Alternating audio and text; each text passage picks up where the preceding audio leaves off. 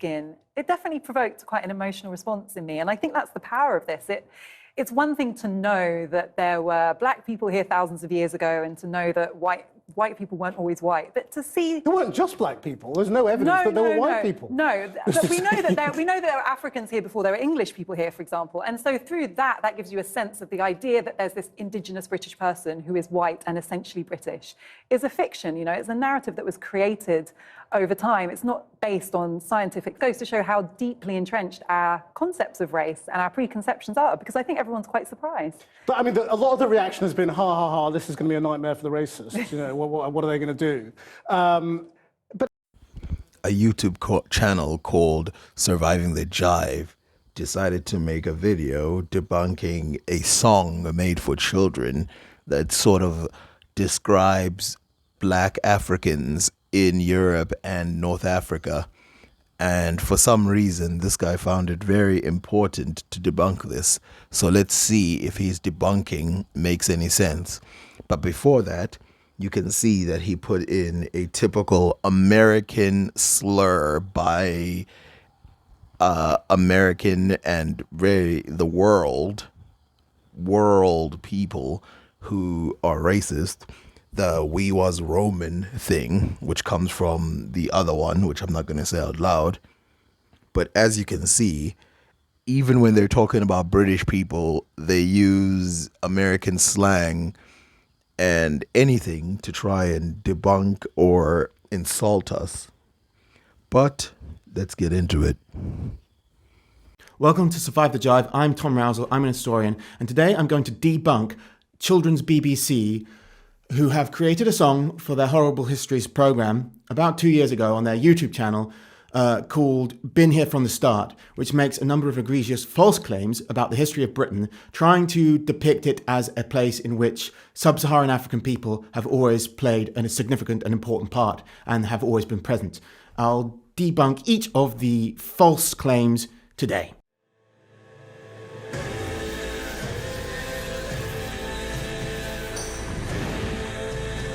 After the first chorus, which is awful, there is a verse which claims that the Mesolithic population of Britain, typified by the example everyone knows, Cheddar Man, who is in fact a member of a race that was found all across Western Europe, from Sweden to Spain, which is known by geneticists as the Western hunter-gatherers. Problem number one, he uses light-skinned cartoons instead of using the Cheddar Man that was recommended by scientists, designed by scientists based on genetic studies, and he decides to put some cartoons of Europeans based on what? Look at this crap. The reason why he didn't put the Cheddar Man up there is because he knows his viewers are going to be like, oh crap, they're black. Wow. Already such deception in the first, 40 seconds. They were not black. They were not even related to African people today, sub-Saharan African people in any way. In fact, they were not black? What do you mean they weren't black? Clearly the scientists show that they were black and their DNA points towards being black-skinned. And you said they're not related to sub-Saharan African people in any way. Everybody in the world is related to sub-Saharan Africans. You can't say in any way. In no way are they related to sub-Saharan Africans. Really? What about the out of Africa migration? Are you doubting that too? Are you just a conspiracy theorist who thinks that all science is invented to make black people look good? Modern white people are more closely related to black people than Western hunter-gatherers were. Well, that's an interesting take. Are you trying to say that there was an extra influx from 10,000 BC that comes from Africa, sub-Saharan Africa, that went in and then altered the race of the modern Europeans? Because if you're saying that the Western hunter-gatherers are not black or sub-Saharan African in the way that the Europeans are, they have an extra thing that makes them more sub-Saharan African, then you're trying to say that there's another group that came in from sub-Saharan Africa after this, which I want to know, first of all, where's your proof? And then secondly, I want to know, does that mean that the Europeans are not related to Western hunter-gatherers? Is that what you're trying to say?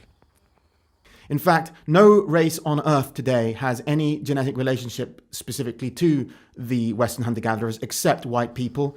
Well, don't forget about the mixed race populations of South Africa, America, Canada, Mexico, North Africa, the Middle East. Surely the ones who mixed with Europeans must have this DNA.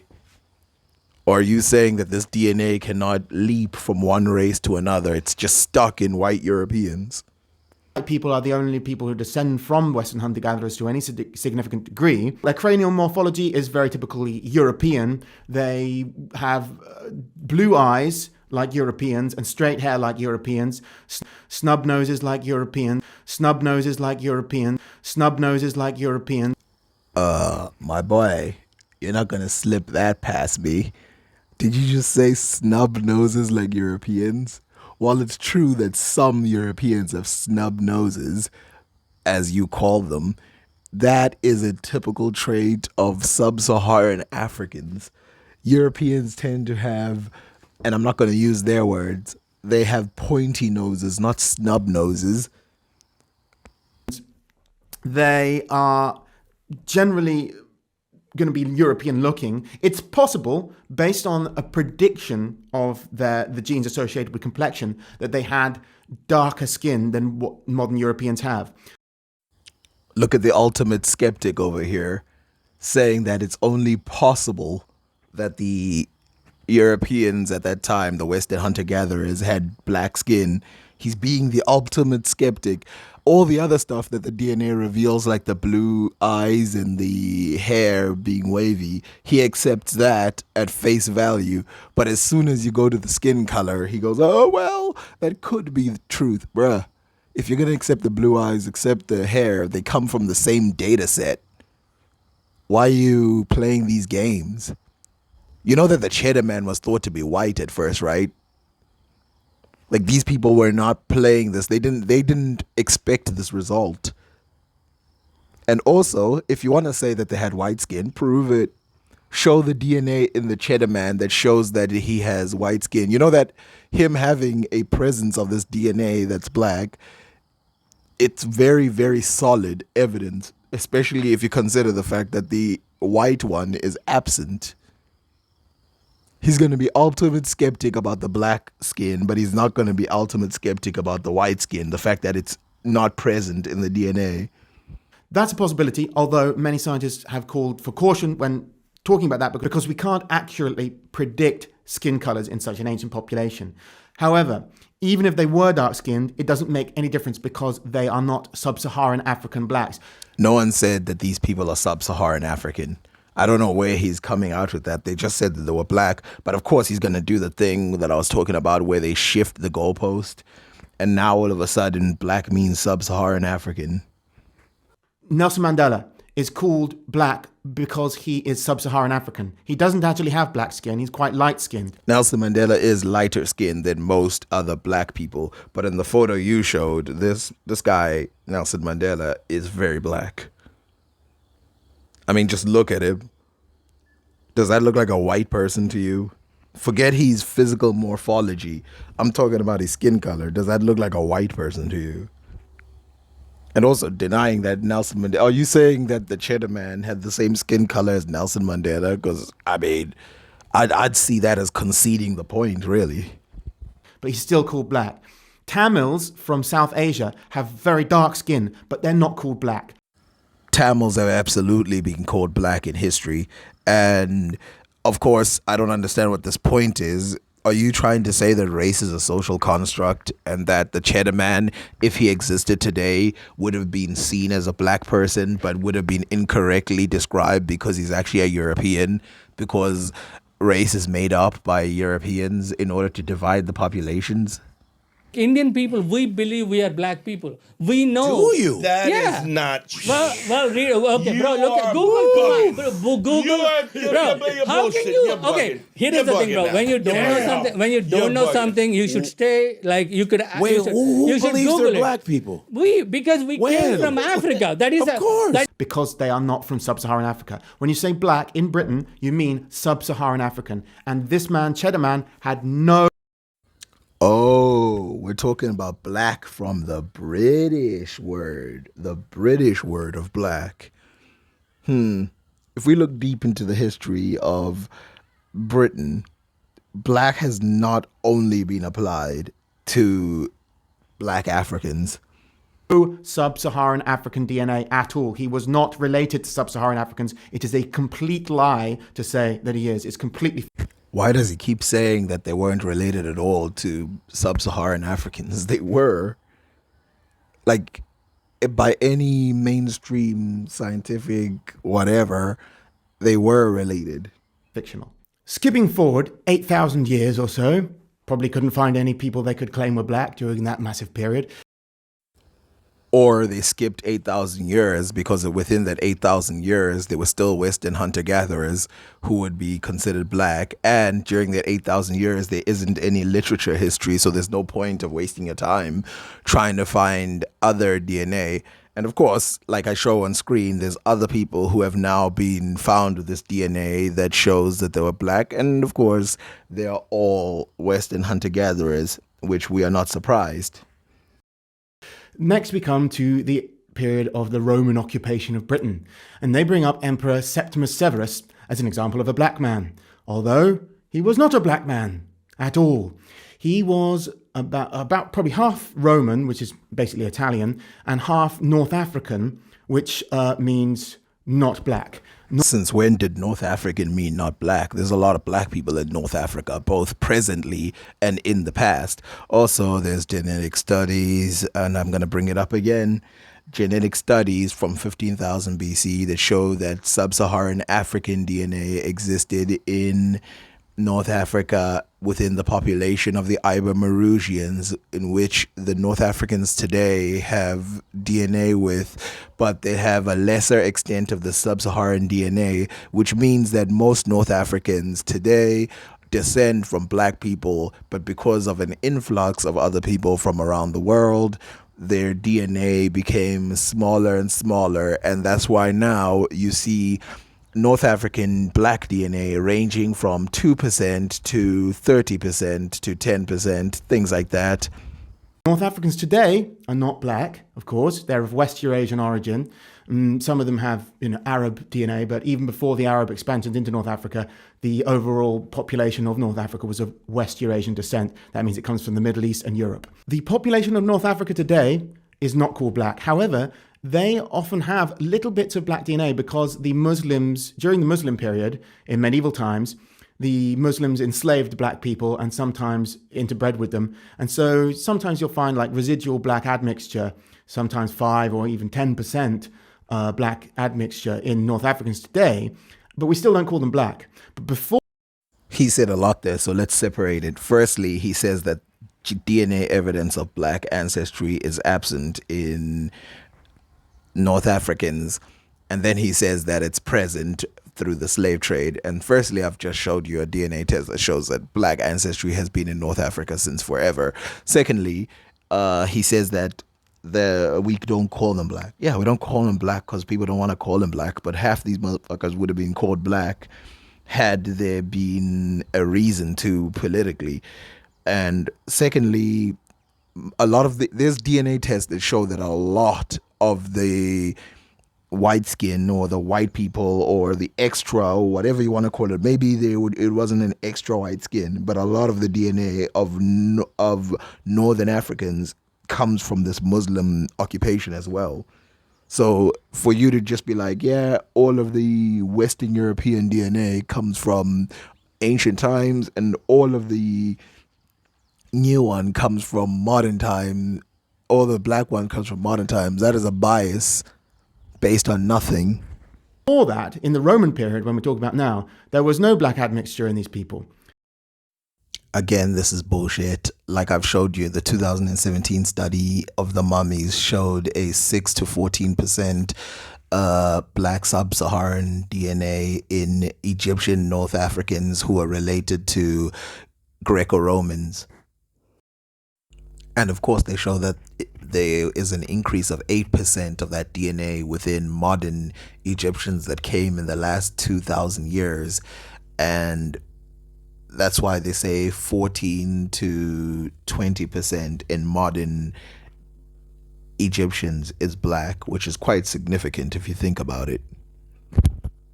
And I'll prove to you that this study is not promoting black people at all. As you can see, it says the substantially lower African component in our 2,000-year-old ancient samples suggests that African gene flow in modern Egyptians occurred prominently within the last 2,000 years. They weren't black at all. Septimus Severus had no black ancestry, and in fact, there's a story about him, possibly apocryphal, but it's still very revealing, that about when he encounters an Ethiopian Roman soldier. So before he goes into that, let's talk about North Africa. First of all, North Africa had a couple groups in there, and one of the groups that were described by the Greeks is the Garamantes.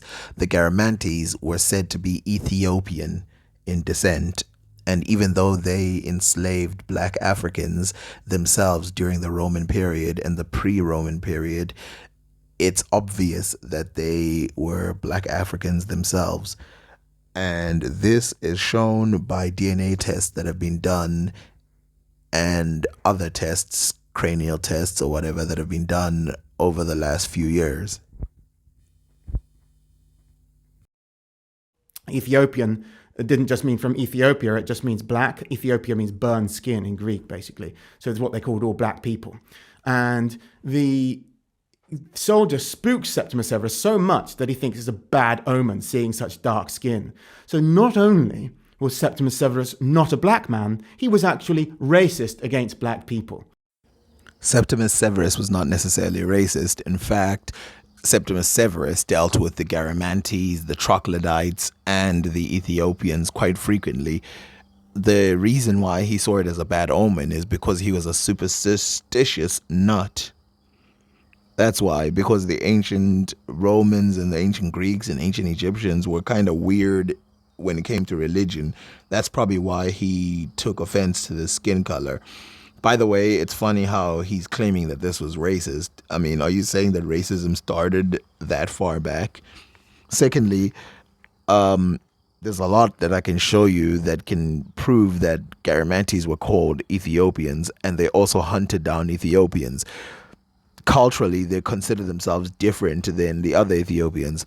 There's a girl who was found in 1000 BC in Libya, North Africa, and she was shown to have an African lip plate, which was absent in that area until the introduction by quote-unquote Ethiopians. And not to mention the DNA that I just showed you of the Garamantes, because of course the Garamantes were hunted down sub-Saharan Africans, but they also intermarried with them. This consistency of DNA proves that the North Africans had black Africans from that period, and it tends to be on the side that's closer to Egypt.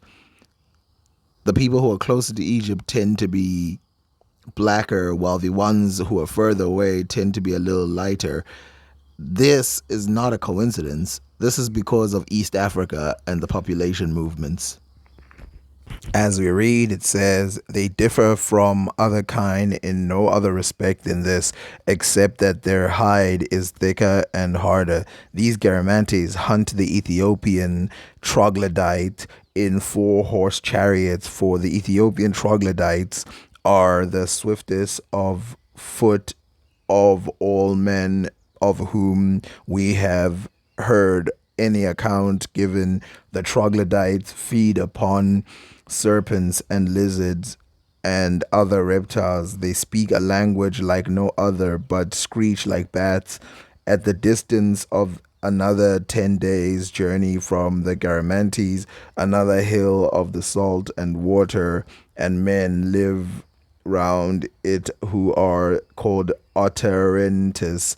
They are the only people. Okay, as you can see with this verse, even though we've shown that the DNA of the Garamantes itself was black African, sub-Saharan African, mixed, Euro-African, mixed with European and African DNA, or Western DNA and African DNA, it proves that the Garamantes did not give a crap that the troglodytes, who are Ethiopian, were Ethiopian. By the way, troglodytes are North African. This is another North African group that is referred to as Ethiopian again. So this idea that he has that North Africans are all Western European and there were no, that's nonsense. By the way, Septimus Severus, since he shows this as well, is mixed with North African, but that does not disclude the idea that he's mixed with a black North African. As you can see, the Garamantes, who consider themselves North African, his family could have come from those. Now, I'm not saying they do. In fact, I'm not saying that at all. But they are people from North Africa at the time who were very powerful, who were black African. The next false claim they make is also in the Roman era, and it concerns about 300 Maori soldiers or Maori soldiers serving under Aurelius. The man singing the song refers to them as the brave Aurelian Moors. Now, Moor is an English word that derives from the old Latin word Mori, which is what they refer to North African people, basically the same as modern-day Berbers. Berbers are not black. Some Berbers today do have a sub-Saharan African admixture for the aforementioned reason with the contact during the Islamic slave trade. The Moors back in those days, or rather Maori, did not have any black admixture. They were not black people. Like I showed you, the Garamantes, who were black, did have sub-Saharan African mixture. But not only that, there are other people who wrote about the Moors, and they said that the Moors get their name from their skin color. And in a previous video of mine, I've shown that Strabo called the whole of Africa, and he said that Homer said at one point the whole of Africa was Ethiopia, called Ethiopia by the Greeks.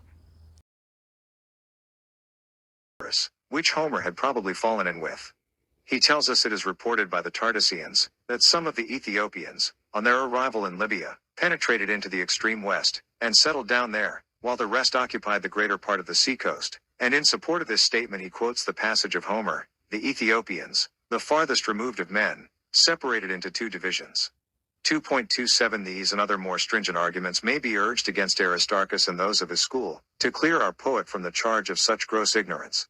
I assert that the ancient Greeks, in the same way as they classed all the northern nations with which they were familiar under the one name of Scythians, or, according to Homer, Nemad, and afterwards becoming acquainted with those towards the west, styled them Celts and Iberians, sometimes compounding the names into Celtiberians, or Celtoscythians, thus ignorantly uniting various distinct nations. So I affirm they designated as Ethiopia the whole of the southern countries towards the ocean.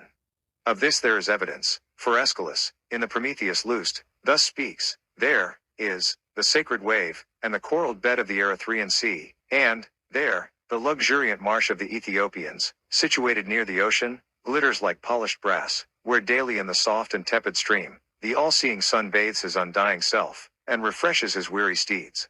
And as the ocean holds the same position in respect to the sun, and serves the same purpose throughout the whole southern region, he therefore concludes that the Ethiopians inhabited the whole of the region. And Euripides in his Phaeton says that Clymene was given to Merops, sovereign of that land which from his four-horsed chariot first the rising sun strikes with his golden rays, and which its swarthy neighbors call the radiant stable of the morn and sun. Here the poet merely describes them as the common stables of the morning and of the sun, but further on he tells us they were near to the dwellings of Merops, and in fact the whole plot of the piece has reference to this. This does not therefore refer alone to the land next to Egypt, but rather to the whole southern country extending along the seacoast. 2.28 Ephorus likewise shows us the opinion of the ancients respecting Ethiopia, in his treatise on Europe. He says, if the whole celestial and terrestrial globe were divided into 4 parts, the Indians would possess that towards the east, the Ethiopians towards the south, the Celts towards the west, and the Scythians towards the north. He adds that Ethiopia is larger than Scythia, for, says he, it appears that the country of the Ethiopians extends from the rising to the setting of the sun in winter, and Scythia is opposite to it. They were Berbers. So again, it's completely wrong to call them black. Black means sub-Saharan Africans. Berbers are not white people, but it would be more accurate to call them white people than to call them black people because they're genetically more related to white people than they are to black people. Modern Berber DNA is closer to Middle Eastern than it is to whatever he says Europeans. And also the part that's not that close to Middle Easterners is close to East Africans. So East Africa, Berbers, Middle Easterners, Egyptians, Afro-Asiatic speaking people, they tend to have a similarity, though they differ in large quantities as well. Saying that the Europeans are similar to the Berbers is ridiculous, and I've shown this many times. In the last video, they said that the Minoans couldn't have been Egyptians because their DNA is nothing alike. In fact, it's a different type of Middle Eastern DNA that went to the Minoans in Europe, and that the Western hunter-gatherer had nothing to do with North Africans. In which this guy points that out earlier. I don't know why he's pointing back to Europeans now.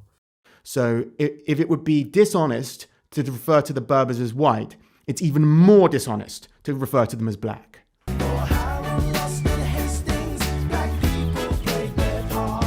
One of the lines says, before Harold lost at Hastings, black people played their part. What does that mean? So far in the song, they have not succeeded in coming up with a single black person. In fact, there probably were a few black people in Roman Britain and maybe some after as well, but very rare, like the Ethiopian soldier that Septimus Severus saw, for example. If that story is true, then there's a black soldier. There might have been black soldiers. We haven't actually found any yet. Many of the skeletons that have previously been called ancient black Britons, such as Ivory Bangle Lady and Beachy Head Lady, have subsequently, after DNA analysis, been proved not only not to really be black, but not to have any black ancestry at all. Completely non-black. And these are people the BBC on their website have formally listed as the greatest of the black Britons. To the best of my knowledge, Ivory Bangle Lady has had no DNA test done, and she's thought to have come from North Africa. Thought to. Secondly, the second one, the Beachy Head Lady, yeah, sure. Yeah, they did DNA test. They thought that she was African, and then they found out that she wasn't. So, doesn't that prove that these people aren't trying to lie? Guess what? They said the Garamantes had black African DNA in North Africa. Weren't even black.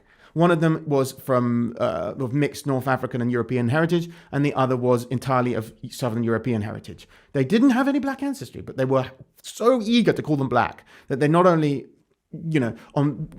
guesswork based on the skull, called them both black, but they also listed them as Great Black Britons on the website of the BBC. Who is regulating the BBC? Aren't they supposed to now have some kind of fact-checking department? Why don't they fact-check themselves? And why isn't Ofcom the regulatory body for the United Kingdom that makes sure that false information, fake news, disinformation isn't broadcast, hasn't done anything about it? Why don't Ofcom care? These are important questions to ask.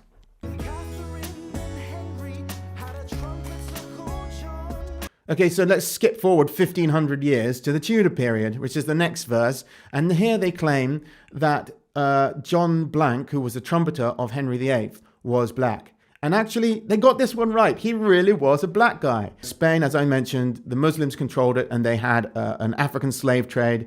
And some of their slaves were granted freedom if they converted to Islam. And as a result, some black people who had formerly been slaves could become free. And then you had a population of a few black people within the Moorish population. And that's why the confusion today when some people think Moor means black, because during, Tudor times, there were some people who were black who were referred to as Moors, but DNA analysis of a Moorish cemetery reveals that there were more white Moors than black Moors. In fact, they didn't find a single black Moor in the cemetery. There were just a couple with some African ancestry, sub-Saharan African ancestry, so they might have been classed as black. I didn't expect him to debunk himself in one sentence. First, he shows the DNA and he says, look, the DNA of the North Africans had a no sub-Saharan African DNA. And then he shows that actually they had traces of black DNA. So they might have been shown as black. This is crazy. But the original Moors were North African, which means like Middle Eastern basically, and they enslaved white people and black people. And some of those whites and blacks converted to Islam and became free and were then called Moors. So being a Moor in that period could mean you were either black, Middle Eastern, or white, but more likely you were Middle Eastern. So let's start with the ancient word for Moor, where it came from. It reads, the Ethiopians stain the world and depict a race of men steeped in darkness, less sunburned to the natives of India and Egypt, flooded by the Nile, darkens bodies more mildly, owing to the inundation of the fields. It is a country nearer to us, and its moderate climate imparts a medium tone. The sun god dries up with dust the tribes of Africans amid their desert lands. The Moors derive their name from their faces, and their identity is proclaimed by the color of their skins. Add the sounds of their many voices, as there are races, include in your reckoning as many languages.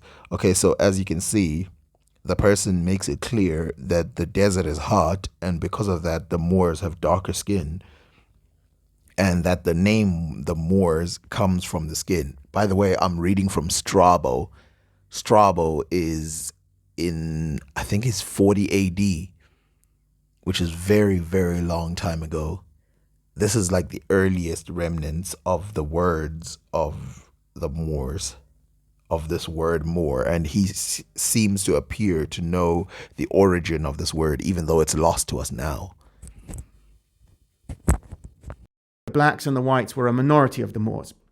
And at no point does Moor just mean a black people. So just because someone is called a Moor, that doesn't mean they're black. In fact, there were, in the cemetery where the DNA analysis of Moorish skeletons happened, there were more white Moors than black Moors. But you wouldn't assume that Moor means white person, because that's wrong. It's just because of their slavery.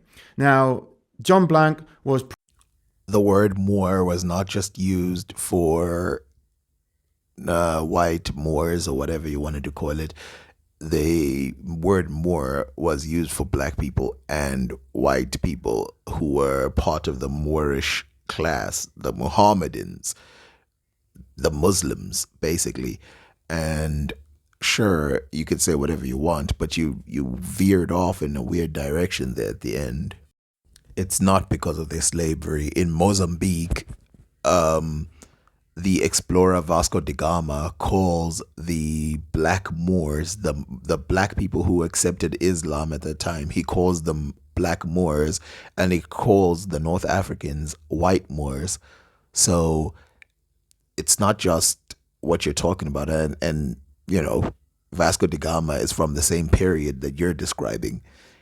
You're taking something, a microcosm in Europe, in a specific area, and you're trying to spread it to mean the whole world. You know that there were like people in India who are called Moors, who have nothing to do with Africa or the Muslims or the white Muslims.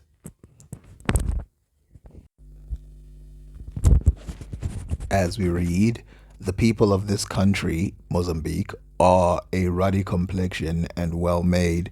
They are Mohammedans, and their language is the same as that of the Moors. Their dresses are of fine linen and cotton stuffs with variously colored stripes and of rich and elaborate workmanship. They all wear tukas and borders of silk embroidered in gold. They are merchants and have transactions with white Moors. Keep that in mind. So now he's calling them Moors, 4 of whose vessels were at the time important. Okay, let's skip all of that because that's just going to talk. The people of this country, we understood them to say that all the things with Moors that further on we were going to, they embodied.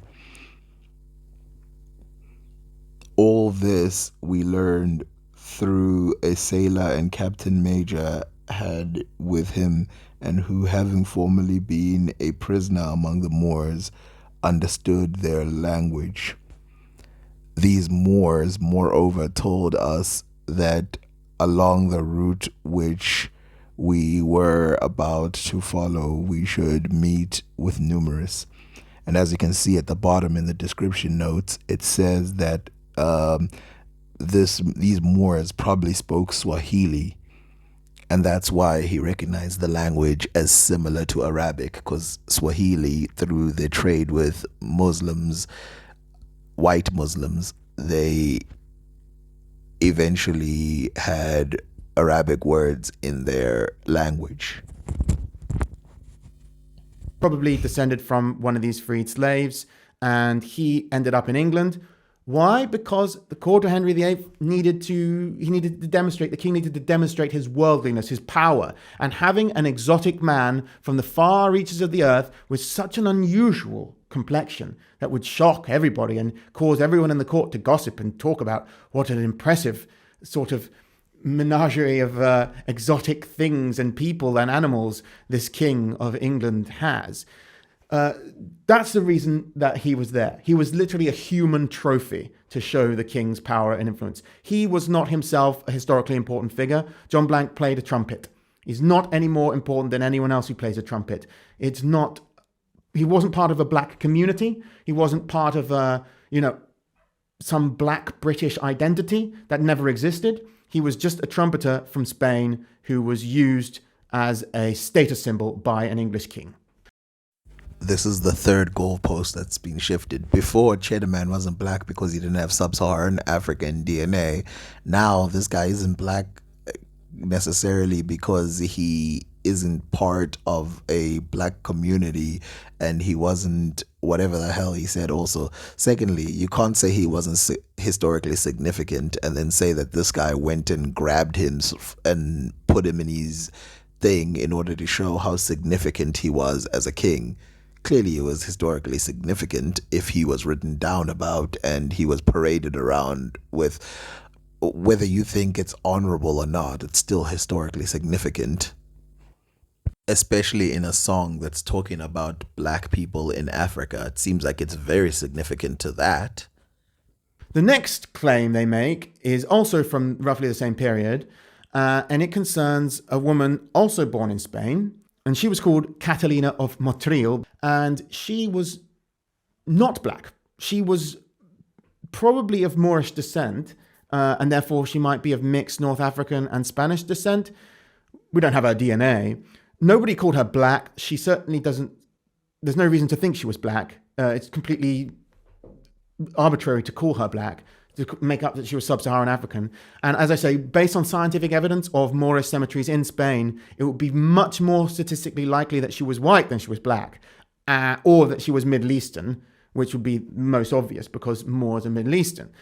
But yeah, if she wasn't Middle Eastern, she'd be more likely to be white than black. So yeah, again, they failed to find a black person in their list of, we've been here from the start. This trying to portray Britain as a place which has always hosted a black community. It's not true. It's never happened. And occasionally a black person might show up, like one, here or there in history, and they are not a continuous popular community. They come, they go. The idea of a black Britain is entirely modern. Even when we actually start having a real black community here in the 1950s after Windrush, they are tiny. The rest of the video talks about the modern population of Europeans, so I'm not even going to go into that. But let's think about something that is significant in what he's saying. The European population that he's describing, based on stuff he said today, does not come across as a homogeneous race. I mean, if we know about evidence, we know that Westerners or people from Western Asia moved into Europe, during the farming era and mixed with the European population. We also know that North Africans went into Europe. I mean, he said that with that lady, something lady. And he also said it several times with the Moors and all these other things. It's not that I care whether or not they are mixed with Western Asian, but I do care, and it points to a different type of Europe. than one that he's probably more comfortable with, which is a completely white Europe, by trying to avoid the black ancestry of some Europeans or the black cheddar man. He has put himself in a corner where he has to accept that Arabs or Muslims or Middle Easterners played a significant role in European history, which, I agree with that. I wonder if he does. Would have taken some black slaves into Spain, and some of those somehow in the Tudor period may have made an appearance in Britain, but they didn't form communities. By the way, all those North African Romans that came here during the Roman occupation, they left no legacy and they didn't stay. We know that because there's been thorough genetic studies of pre-Roman Britain and Roman Britain and post-Roman Britain, many different studies, and they have all come to the conclusion that the Roman occupation left no genetic legacy in Britain, and that there is genetic continuity, such that the Britons, after the Romans left, are exactly the same genetically as those that had been before the Romans ever came. The people that the Romans stationed here were very diverse. They included Germanic people, Middle Eastern people, North African people. People from all over the empire were stationed as soldiers. But, is Iraq now very American? Is it got lots of British and Irish ancestry because Iraq was occupied by American soldiers? No. There was just a military occupation. Or even the British Raj. India was occupied by Britain and ruled by Britain for hundreds of years. The average Indian person has zero British ancestry. Just because a military or colonial force occupies a country, that doesn't mean that everyone has sex with the soldiers. That's not how it happens. Of course, there is no genetic impact from the Roman Empire, actually, in Britain. It just didn't happen. And this has been very well documented scientifically. The continuity of British DNA is not disrupted at all until the Anglo-Saxon invasions. And they did make an impact, as I've discussed in other videos in the past. If you'd like to learn more about this... Yes, we have investigated a long time and we've come to similar conclusions. But I will say this, that the Roman occupation of Britain might have done nothing, but clearly it did something in the Iberian Peninsula, which means that the people in the Iberian areas, I noticed your shift, you would shift from Europe to Britain, to Europe to Britain, and the Iberian Peninsula has had a significant shift in DNA from the Roman occupation. And even the Romans who used to write about them and say they had red hair and whatever, which was typical in places like Britain, has now all but vanished in France and those areas, the Iberian peninsulas. And North African DNA is found in the Iberian European populations. But of course, you did this swift shift to Britain because every time you want to do something strange or you want to prove something without playing a game, you shift away from the main point and you go to a specific point in order to run away from something. And of course, I'm not gonna play this game again. Sure, the British people didn't get a North African boost during that period, but they got a significant boost from the Middle East during the farming period, which is thousands of years earlier than what you're talking about. So the British population had already had a boost.